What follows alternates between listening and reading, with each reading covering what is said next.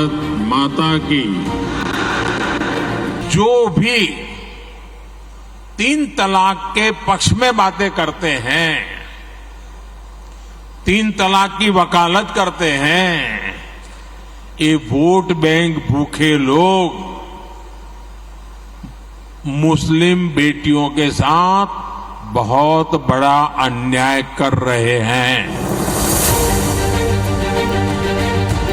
आजकल हम देख रहे हैं कि यूनिफॉर्म सिविल कोड के नाम पर ऐसे लोगों को भड़काने का काम हो रहा है। दोहरी व्यवस्था से देश कैसे चल पाएगा? हमें याद रखना है कि भारत के संविधान में भी नागरिकों के समान अधिकार की बात कही गई है।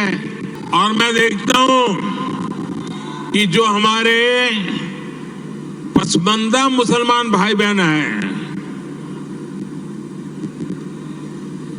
ये वोट बैंक की राजनीति करने वालों ने हमारे जो पसमानदा मुसलमान भाई बहन हैं, उनका तो जीना भी मुश्किल करके रखा हुआ है।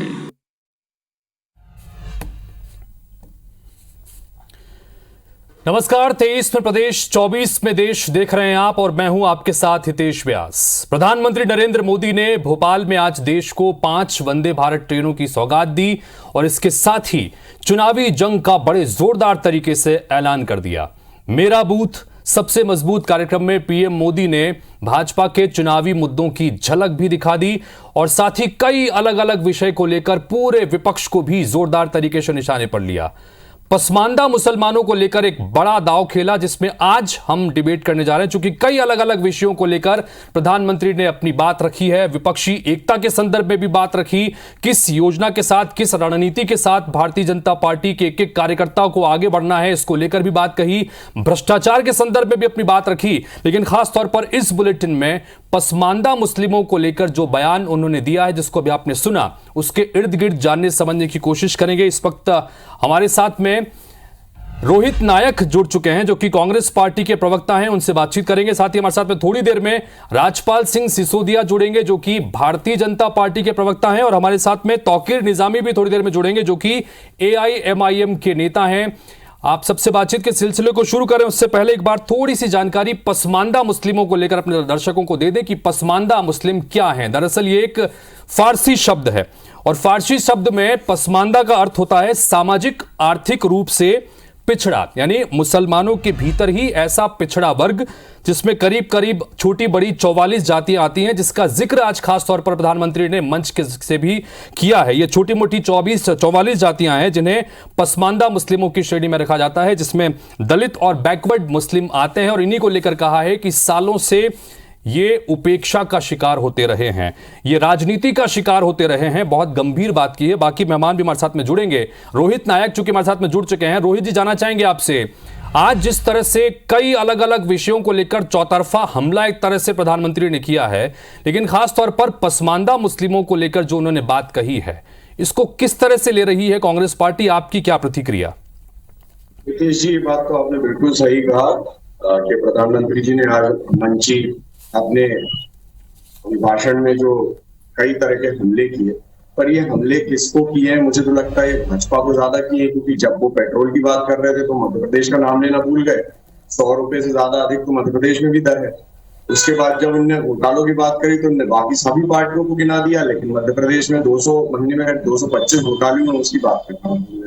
तो मुझे लगता है हमला उनने भाजपा पे ज्यादा किया है, शिवराज सिंह चौहान जी पे ज्यादा किया है। बात अगर इस विषय पर करें तो पसमानदा मुसलमानों की बात ये कर रहे हैं हितेश जी, पहले इस बात को समझना बहुत जरूरी है कि इस्लाम में किसी तरह का कोई भेदभाव जाति वर्ण विशेष के आधार पर है ही नहीं। उनके धर्म ग्रंथों में लिखा गया है कि यदि अगर कोई जाति वर्ण विशेष पे मुसलमान भेदभाव करता है तो मुसलमान ही नहीं है। अब जब पसमानदा की परिभाषा पे हम जाते हैं और इस पूरी बात को हम रखते हैं, तो जो राजनीतिकरण की बात प्रधानमंत्री जी कर रहे हैं वो तो खुद ही कर रहे हैं राजनीति।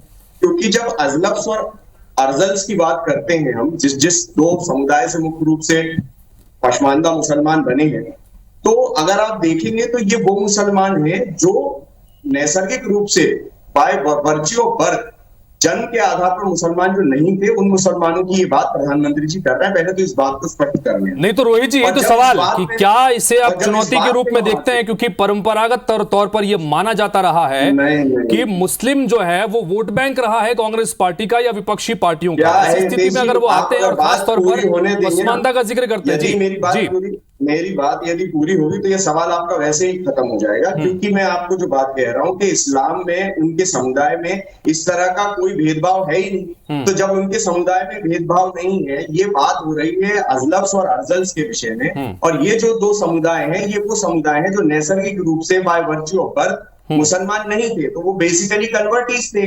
तो इन कन्वर्टीज को रियलाइजेशन कराने के लिए, मुसलमानों को, इस वर्ग के वर्ण के मुसलमानों को रियलाइज कराने के लिए कि चलिए हो गई होगी आपसे भूल, लेकिन हम आपको जो है समान अधिकार देते हैं। अब एक चीज ये बताइए, समान अधिकार की बात करते करते जब पसमानदा की बात करते हैं प्रधानमंत्री जी, तो वो ये भूल जाते हैं कि जो मुसलमान के भीतर भय है, जो इस्लाम के भीतर भय है, वो इस्लाम के अंदर जो कौमी खींचतान है उसको लेकर नहीं है। ठीक है, मुसलमान अपने जो अपनी जाति के अंदर, ठीक है, हमारे पास हमारे साथ में जी मैं समझ गया आप जो कहना चाह रहे हैं उस बात को। रोहित जी मैं समझ गया, अब ये सवाल मैं जरूर पूछूंगा। राजपाल जी भी हमारे साथ में जुड़ चुके हैं और तौकीर निजामी साहब भी जुड़ चुके हैं। आप दोनों का भी बहुत बहुत स्वागत है। तौकीर निजामी साहब, जानना चाहेंगे आपसे, आज प्रधानमंत्री पहुंचे, कई अलग अलग विषयों को उन्होंने बातचीत की और खासतौर पर पसमानदा मुस्लिमों का जिक्र किया और यह भी कहा कि सालों से राजनीति का शिकार होते रहे हैं, उपेक्षा का शिकार होते रहे हैं, पिछड़े रहे हैं, इनको आगे बढ़ाने के लिए कोई काम नहीं किया गया। तौकीर निजामी साहब, क्या प्रतिक्रिया इस बयान पर आपकी? व्यास जी, बहुत बहुत धन्यवाद, आपने मुझे बोलने का मौका दिया। ऑल इंडिया मजलिस इत्तेहादुल मुस्लिमीन पार्टी, आज मैं आपके चैनल के माध्यम से कहना चाहता हूं कि आज मेरी आंखें छलक आई। मुझे माननीय मोदी जी का प्रेम देख के, जो पसमानदा मुसलमानों के लिए उन्होंने जो आज प्रेम दिखाया है, आज मेरी आंखें छलक आई हैं। मुझे बड़ा आश्चर्य हो रहा है इस बात का कि कहीं ये असर जो विदेश में मोदी जी का डंका बजा, अभी जो विदेश के लोगों ने मोदी जी से अल्पसंख्यकों पर भारत में हो रहे अन्याय अत्याचार के लिए आवाज़ उठाई, क्या उसका असर है कि मोदी जी पसमानदा मुसलमानों की बात कर रहे हैं, या उनको अंसारी राइन से लेकर घोसी और सैफी, सिद्दीकी और कुरैशी, ये सब मैं आपके चैनल के माध्यम से पूछना चाहता हूं संघ भारतीय जनता पार्टी और आरएसएस और माननीय मोदी जी से कि मोदी जी, जो आपके आरएसएस बजरंग दल के गुंडों ने जो भय और वातावरण से देश में बना के रखा है, क्या आपको सबसे पहले उसे रोकने की जरूरत नहीं है? कितने लोग जेलों में बंद हैं इसी पसमानदा मुसलमान, क्या उनको, बेगुनाह लोगों को जेलों से छुड़ाने की आपको याद नहीं आ रही है? हम तो कहते हैं कि नासिर और जुनैद जो वहां पर जिंदा जला दिया गया है आपके बजरंग दल के गुंडों ने, गौ रक्षकों ने, गौ के नाम पर जो उन्होंने उसे जिंदा जला दिया, क्या वो पसमानदा मुसलमान नहीं थे? और पसमानदा मुसलमान इस पूरे देश में अगर आज प्रधानमंत्री आकर यहाँ मंच से ये बात कहते हैं, अगर मंच से ये बात कहते हैं कि पसमानदा मुस्लिमों के साथ में सालों से अन्याय होता रहा है, राजनीति का शिकार होते रहे हैं, बाकायदा जिन जातियों का आप जिक्र कर रहे हैं उन जातियों का भी उन्होंने जिक्र किया, तो आप इससे इत्तेफाक रखते हैं या नहीं रखते हैं? आप किस तरह से ले रहे हैं? ये सीधा सवाल आपसे ये है तौकीर जी।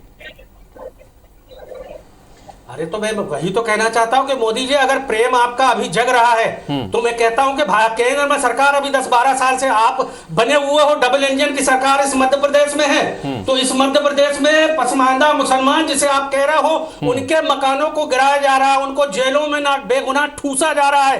तो आपके इस मध्य प्रदेश में आपके गृह मंत्री, आपकी सरकार है, आपका मुख्यमंत्री है, तो पहले आपके अपने मुख्यमंत्री को आप यहाँ क्यों नहीं बोलते? ठीक है राजपाल जी, बहुत गंभीर सवाल तौकीर निजामी साहब से सीधा ये कि 9 साल से अगर केंद्र में बीजेपी की सरकार है, 18 साल से मध्य प्रदेश में अगर बीजेपी की सरकार है, और तब भी आकर प्रधानमंत्री को कहना पड़ता है कि पसमानदा मुस्लिमों के साथ में अन्याय हो रहा है, तो ये किसकी नाकामी है? राजपाल जी क्या कहेंगे इस पर?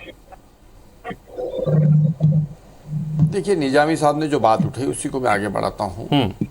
उन्होंने कहा कि पसमानदा मुसलमानों के मकान तोड़े जा रहे हैं।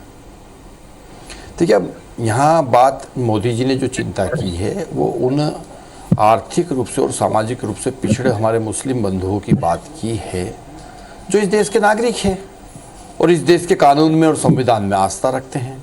अब कोई गुंडई करेगा, बदमाशी करेगा, धर्मांतरण करेगा, जबरिया धर्म अंतरण करेगा, लव जिहाद करेगा तो उसका मकान तोड़ा जाएगा। ये अलग, इसको विषयांतर न करें जी। मैं सीधे सीधे ये बताना चाहता हूं कि देखिए, कांग्रेस ने आज तक देश में जब राज किया तो तुष्टीकरण की राजनीति के तहत राज किया। तुष्टीकरण का मतलब ये होता है कि किसी वर्ग विशेष को विशेष सुविधाएं देते हुए उसे डराकर वोट बैंक के रूप में उपयोग करना। मोदी जी की नीति तुष्टीकरण के खिलाफ क्या है? संतुष्टीकरण की नीति है। संतुष्टीकरण अर्थात समाज के सभी वर्गों को साथ में लेकर सबका विकास करना, सबकी स्थिति को सुधारना और उन्हें संतुष्ट करना। तो जब प्रधानमंत्री आवास बनते हैं तो वो पासमानदा मुसलमानों के भी बनते हैं। जब आयुष्मान कार्ड के तहत 5 लाख के इलाज की बात आती है तो वो पासमानदा मुसलमानों के लिए भी आती है। तो ये जो तुष्टीकरण के अगेंस्ट संतुष्टीकरण की पॉलिसी है हमारी, हम ये चाहते हैं कि देश का नागरिक देश की व्यवस्था से संतुष्ट हो, उसे लाभ मिले, उसका जीवन स्तर बेहतर हो, वो समाज की मुख्यधारा में आए, आपराधिक गतिविधियों को छोड़े, ठीक है, और मुख्यधारा में आए।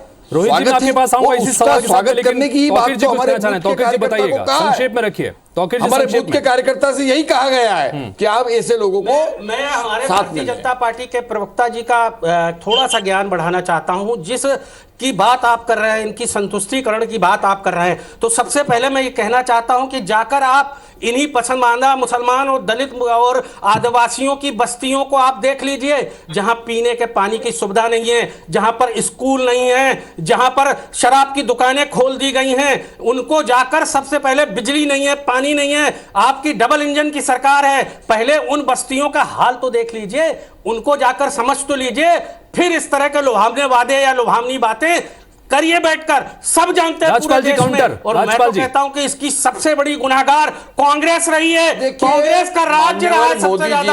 आज सीधे सीधे हमारे बूथ के ऊपर काम करने वाले कार्यकर्ता और निचले स्तर पर कार्य करने वाले हमारे जनप्रतिनिधियों से आह्वान किया है कि सामाजिक और आर्थिक रूप से पिछड़े हुए जो हमारे पासमानदा मुसलमान हैं, उनको भी विश्वास में लेकर उनके विकास की बात करें, उनके सम्मान की बात करें, उनके आर्थिक उन्नति की बात करें और उनको संतुष्ट करके संतुष्टिकरण की, ठीक है रोहित जी सीधा सीधा आरोप भारतीय जनता पार्टी का ये कि कांग्रेस तुष्टीकरण की राजनीति करती है मुस्लिमों के संदर्भ में और भारतीय जनता पार्टी संतुष्टीकरण की बात कर रही है। क्या जवाब आपका? देखिए, मैं सबसे विनम्रता से ये आह्वान करूंगा कि जो भी अभी ये बात कही गई, पहले तो विषयांतर्गत ना हो, और जो सिसोदिया जी ने कहा बहुत अच्छी बात कही, क्योंकि एक लेकिन बात मैं आपको बता दूं हितेश जी, आपके चैनल के माध्यम से, कि भाजपा जिस तरह की राजनीति करती आई है ना, ये खुद ही अपनी बात पे कभी अडिग नहीं रहते, कभी मतलब ये अडिग नहीं रहती। ये मुख्य रूप से ये जो भी विषय होगा उससे बात को भटकाएंगे। जो तुष्टीकरण से संतुष्टीकरण की बात करी गई, अगर मैं आपको एक दृष्टिकोण बदल के एक बात दिखाने की कोशिश करूं, अगर ट्रिपल तलाक की बात करी जाती है तो जो इनका नैरेटिव रहा है आरएसएस और जिनने भय पैदा किया बाकी हिंदुओं के मन में, वो मुसलमानों की जो आबादी बढ़ रही थी उसको लेकर किया। लेकिन अगर आप देखेंगे कि भारत में जितना हिंदू रहता है और उसके बनिस्बत जो मुसलमानों की जनसंख्या है वो कितनी है, अगर ये बोला जाए कि मुसलमान पाकिस्तान से भारत में ज्यादा हैं, तो इसमें बुराई क्या है? लेकिन पाकिस्तान के मुसलमानों की कंपैरिजन में भारत की जनसंख्या मुसलमानों की बताकर हिंदुओं के मन में भय पैदा करना, ये तुष्टीकरण है। अब स्पष्टीकरण ये देंगे, स्पष्टीकरण ये इस बात पे भी देंगे कि ट्रिपल तलाक इनने बैन किया, लेकिन बात करी महिलाओं के अधिकार की, इनने महिलाओं के अधिकार के लिए नहीं ट्रिपल तलाक बैन किया, इनने इसलिए बैन किया क्योंकि 3 बार शादी करके जो मुस्लिम कंट्रीज है वहां ट्रिपल तलाक नहीं है, सिर्फ भारत में क्यों थोपा हुआ है? ये जो 3 तलाक की वकालत करने वाली कांग्रेस है, इस कांग्रेस को मैं बताना चाहता हूँ कि 3 तलाक से सिर्फ बेटी का ही घर बर्बाद नहीं होता है, वो परिवार बर्बाद हो जाता है, वो समाज बर्बाद हो जाता है। खुशी खुशी जो अपनी बेटी को विदा करता है, 10 साल बाद वही बेटी उसके घर आके कहती है मुझे 3 बार तलाक बोल दिया गया। कहाँ की अमानवीयता है, इतनी ज्यादा नारी का अपमान है, ठीक है रोहित जी एक सवाल एक छोटा सवाल जो कहीं ना कहीं समाज के हित का। प्रधानमंत्री जी ने जो बात खासतौर पर आज कही है उसमें 3 तलाक के संदर्भ में उन्होंने निशाना साधा है और नाम नहीं लिया, लेकिन जाहिर तौर पर निशाना साधते हुए ये कहा है कि 3 तलाक की वकालत करने वाले वोट बैंक के भूखे हैं। और उन्होंने जिन देशों का जिक्र किया, उन्होंने कहा कि वो कट्टर मुस्लिम देश हैं, लेकिन उसके बावजूद वहां पर 3 तलाक पर बैन है, तो यहां पर क्यों नहीं होना चाहिए? इस पर आपकी प्रतिक्रिया क्या? हितेश जी, ये बातें जो प्रधानमंत्री जी यहाँ कह रहे हैं, जब इनसे वहां पर माइनॉरिटी की राइट्स पे बात करी गई तो ये तो बड़बड़ाते रह गए, टेलीप्रॉम्प्टर भी जवाब नहीं दे पाया इनका। उसके जबकि 2 ही प्रश्न लिए थे प्रधानमंत्री जी ने, उन 2 प्रश्नों का भी सीधे जवाब नहीं दे पाए। और जब ये भारत में आके ये बात करते हैं तो ये मिस्र में जाके ये बात क्यों नहीं करते?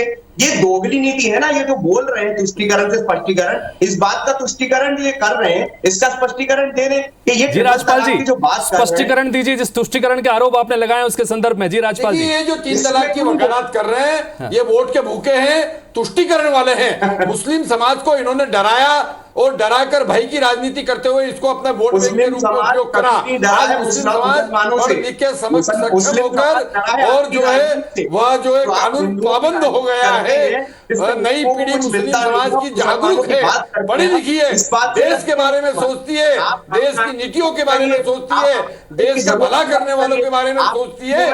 इसलिए वो आज कहीं ना कहीं भारतीय जनता पार्टी से जुड़ने का बात कर रहे हैं। क्या आप उनको रियलाइज नहीं कराना चाहते कि आपने गलती जब करी? ये नई पीढ़ी मुस्लिम समाज की भारतीय जनता पार्टी से जुड़ने का काम कर रही है तो कांग्रेस ठीक है मेरे साथ में तौकीर निजामी साहब भी है। तौकीर निजामी साहब, आपका स्टैंड जानना चाह रहे हैं हम लोग। जी निजामी साहब, अपनी बात पे रखिएगा।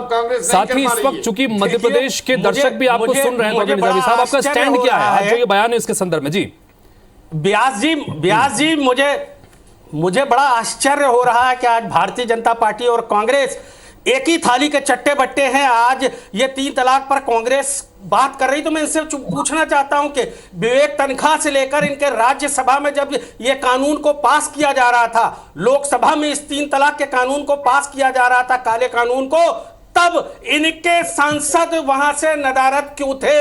मैं इनसे पूछना चाहता हूं। कांग्रेस की इस देश में सबसे ज्यादा सरकार रही, तो इन्होंने मुस्लिम समाज को दिया क्या है? ये भी तो अपने गिरबान में झांक के देखें। फिर मैं भारतीय जनता से पार्टी के हमारे जो प्रवक्ता बैठे हैं उनसे भी पूछना चाहता हूं कि ये हाथी के दांत और है, खाने के दिखाने के और हैं। रोहित जी, पहले आप जवाब दीजिए राज्यों में कि कांग्रेस पार्टी ने देश के मुसलमानों को दिया क्या है? ये गंभीर आरोप या गंभीर सवाल निजामी साहब का। रोहित जी, मुझे लगता है निजामी साहब ये नहीं जानते हैं यहाँ पर की राजनीति तो कर रहे हैं, मुसलमानों की बहुत अच्छी पैरवी भी कर रहे हैं। मैं चाहता हूं कि पिछड़ा जो भी समाज है या जो भी देश में सारे समाज हो उनके लिए कोई ना कोई अच्छी पैरवी रखे।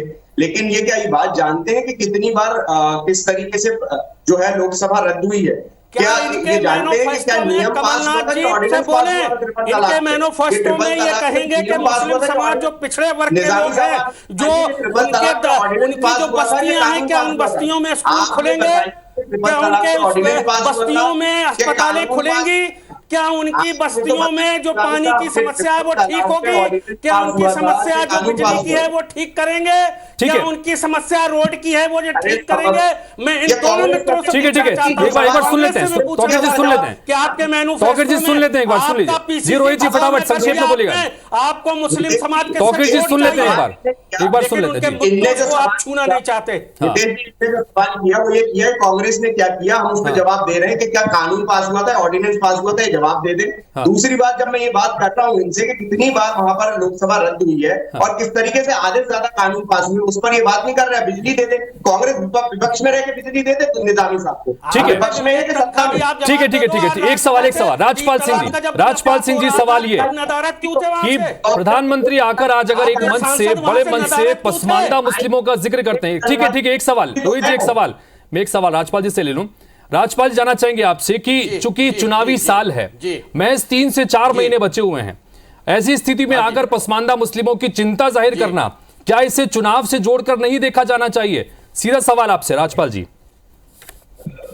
देखिए, ये भारतीय जनता पार्टी की जो नीति है, अंत्योदय की नीति है कि समाज की अंतिम पंक्ति में बैठा हुआ शोषित वंचित पिछड़ा जो आर्थिक रूप से कमजोर है उसको समाज की मुख्य धारा में लाना, और इसी काम में हम लगे हुए हैं। जब हम सरकार में आते हैं तो सरकार के माध्यम से इस प्रकार के जो वर्ग है, जो पिछड़े हैं, शोषित है, वंचित है, जिनको सरकार की योजनाओं के माध्यम से हाथ पकड़कर मुख्य धारा में लाना है, तो उनको लाने का हम विनम्र प्रयास करते हैं। उसी प्रकार का एक प्रयास है। एक वर्ग छूट रहा था, उस वर्ग का नाम है पसमानदा। ठीक है, तो आज हमारा यह मुद्दा था कि मोदी को पसमानदा पसंद है, अब ये क्यों पसंद है उसके इर्द गिर्द जानने समझने की कोशिश की। तौकीर साहब माफी चाहूंगा, समय खत्म हो चुका है। रोहित जी आपसे माफी चाहूंगा, समय खत्म हो चुका है। तीनों का फिलहाल बहुत शुक्रिया चर्चा में शामिल होने के लिए। लेकिन कुल मिलाकर आपने तीनों पक्षों को सुना और यह तय सी बात है कि चुनाव का समय है, 3 महीने का वक्त है और ऐसी स्थिति में पसमानदा मुस्लिमों को लेकर दिए गए प्रधानमंत्री के इस बयान को लेकर आगे किस तरह की प्रतिक्रिया आएंगी, देखना बड़ा दिलचस्प होगा। इन सबके बीच पीएम मोदी ने चुनावी मुद्दे फिक्स कर दिए हैं।